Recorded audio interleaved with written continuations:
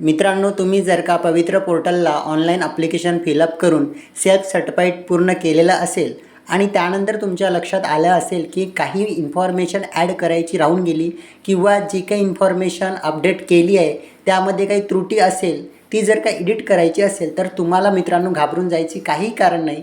त्यासाठी तुम्हाला अनसर्टिफाईडचं ऑप्शन आहे. जर का तुम्हाला अनसर्टिफाईड करायचं असेल तर करू शकता. अनसर्टिफाईड कसं करायचं या संदर्भातला हा व्हिडिओ. मित्रांनो, अनसर्टिफाईड ॲप्लिकेशन फॉर्म करण्यासाठी तुम्हाला सर्वप्रथम पवित्र पोर्टलच्या ऑफिशियल वेबसाईटवर यायचं आहे. ऑफिशियल वेबसाईटवर आल्यानंतर तुमच्यासमोर लॉगिन आय डीचा डायलॉग बॉक्स दिसेल. यामध्ये मित्रांनो लॉगिन आय डीमध्ये तुम्हाला तुमचा लॉगिन आय डी इथे टाईप करून घ्यायचा आहे. मित्रांनो, लॉगिन आय डी टाईप करून घेतल्यानंतर तुमच्यासमोर पासवर्डचा डायलॉग बॉक्स दिसतील. पासवर्डमध्ये मित्रांनो तुम्हाला तुमचा पासवर्ड इथे टाकून घ्यायचा आहे. मित्रांनो, पासवर्ड टाकून घेतल्यानंतर तुमचा जो काही कॅप्चा असेल तो व्यवस्थित इथे टाकून घ्यायचा आहे. त्यानंतर लॉगिन या ऑप्शनवरती क्लिक करायचं आहे. मित्रांनो, लॉगिन या ऑप्शनवरती क्लिक केल्यानंतर तुमच्यासमोर न्यू विंडो ओपन झाली दिसेल. यामध्ये मित्रांनो तुम्हाला कॅप्चाचा डायलॉग बॉक्स दिसतील. यामध्ये तुम्हाला तुमचा कॅप्चा व्यवस्थित इथे टाकून घ्यायचा आहे. मी माझा कॅप्चा इथे टाकून घेत आहे. मित्रांनो, कॅप्चा टाकून घेतल्यानंतर तुम्हाला एस या ऑप्शनवरती क्लिक करायचं आहे. एस या ऑप्शनवरती क्लिक केल्यानंतर तुमच्यासमोर न्यू विंडो ओपन झाली दिसेल. मित्रांनो, ही विंडो व्हेरीफाय OTPची असेल. मित्रांनो, इंटर OTPमध्ये तुमच्या रजिस्टर्ड मोबाईलवर जो काही OTP गेलेला असेल तो इथे टाकून घ्यायचा आहे. मी माझ्या रजिस्टर्ड मोबाईलवरचा OTP इथे टाकून घेत आहे. मित्रांनो, OTP टाकून घेतल्यानंतर इंटर कॅप्चा कोडमध्ये तुम्हाला जो काही कॅप्चा दिलेला आहे तो इथे व्यवस्थित टाकून घ्यायचा आहे. त्यानंतर व्हेरीफाय OTPवरती क्लिक करायचं आहे. व्हेरीफाय OTPवरती क्लिक केल्यानंतर तुमच्यासमोर न्यू विंडो ओपन झाली दिसेल. ती सेल्फ सर्टिफाईडची असेल. मित्रांनो, तुम्ही जर का तुमचं सेल्फ सर्टिफाईड ऑलरेडी केलं असेल आणि तुम्हाला करेक्शन करायचं असेल तर तुम्हाला अनसर्टिफाईड ॲप्लिकेशन फॉर्म या टॅबवरती क्लिक करावं लागेल. मित्रांनो, त्या टॅबवरती क्लिक केल्यानंतर तुमच्यासमोर न्यू डायलॉग बॉक्स ओपन झाला दिसेल. त्यानंतर तुमचं ॲप्लिकेशन फॉर्म येथे ओपन होतील. त्यानंतर मित्रांनो तुम्हाला रुलरच्या सहाय्याने खाली यावं लागेल. मित्रांनो, रुलरच्या सहाय्याने खाली आल्यानंतर तुम्हाला डिक्लेरेशनचा डायलॉग बॉक्स दिसतील. डिक्लेरेशनमध्ये तुम्हाला चेकबॉक्स दिसतील. चेकबॉक्समध्ये मित्रांनो तुम्हाला चेकमार्क द्यायचा आहे. चेकमार्क दिल्यानंतर तुम्हाला अनसर्टिफाईड ॲप्लिकेशन फॉर्म हा ऑप्शन दिसतोय, त्यावरती तुम्हाला क्लिक करावं लागेल. त्यावरती क्लिक केल्यानंतर मित्रांनो तुमच्यासमोर नवी विंडो ओपन झाली दिसेल. ही विंडो इन्फॉर्मेशनची असेल. मित्रांनो, जी काही इन्फॉर्मेशन दिलेली आहे ती व्यवस्थित रीड करून घ्यायची आहे आणि या ऑप्शनवरती क्लिक करायचे. मित्रांनो, एक गोष्ट लक्षात घ्यायची आहे, ॲप्लिकेशन फॉर्म अनसर्टिफाईड केल्यानंतर तुम्ही जे काही माहिती फिलअप कराल, फिलअप केल्यानंतर तुम्हाला आठवणीने फॉर्म सर्टिफाईड करायचा आहे. अदरवाईज तुमचा ॲप्लिकेशन फॉर्म विचारात घेतला जाणार नाही. त्यानंतर तुमच्यासमोर न्यू विंडो ओपन झालेली दिसेल. ही विंडो व्हेरीफाय OTPची असेल.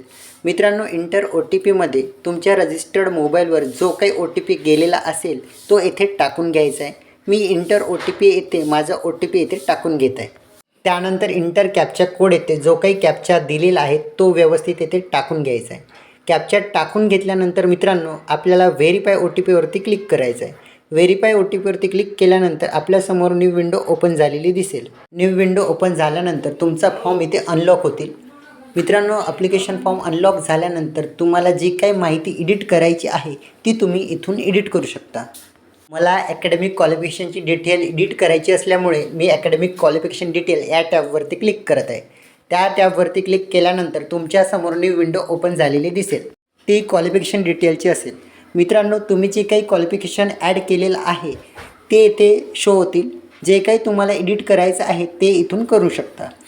सपोज मला SSCची डिटेल एडिट करायची आहे तर मला SSCची डिटेल एडिट करण्यासाठी एडिट या ऑप्शनवरती क्लिक करावं लागेल.